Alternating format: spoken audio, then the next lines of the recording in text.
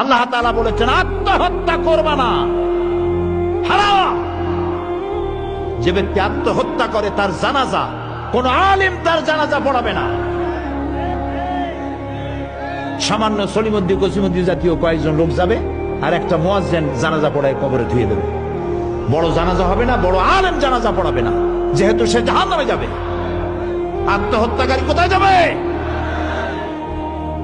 কিন্তু এই যুবক পোলাপানগুলি ওরা তো বোঝে নাই, ওদেরকে বুঝানো হইছে যে তোমরা যদি এই কামটা করো একেবারে বেহেশত তো যাবাই, মরার সাথে সাথে আল্লাহর সামনে গিয়ে হাজির হয়ে যাবে। আপনারা ক্যারাম বোর্ড খেলা নিশ্চয়ই দেখেছেন অনেকে।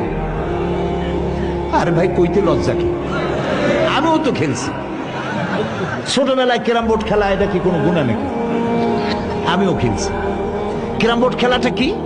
বোর্ডের উপরে কতগুলি এরকমের গুটি থাকে, একটা থাকে লাল, ঠিক না? এখন বোর্ডের উপরে এই গুটিটা আমি মারতেছি, সামনে আর একটা গুটি, কিন্তু সামনের গুটিটা আমার মূল টার্গেট না। এই গুটিকে ওটাকে হিট করবে, সে ধাক্কা খাইয়া মারবে লালটাকে, লালটা পড়ে যাবে পকেটে। কিন্তু যে লালটা পকেটে পড়লো ওই বেচারা জানলো না যে আসলে মূল ধাক্কাটা কে মারছিল।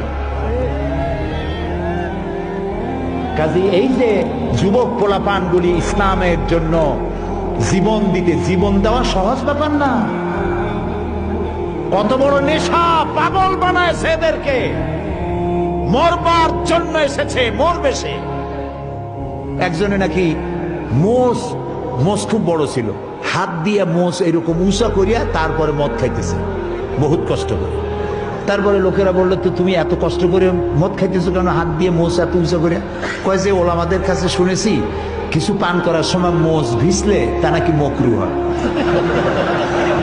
ও খাইতেছে কিন্তু মকরুর ভয় করতেছে।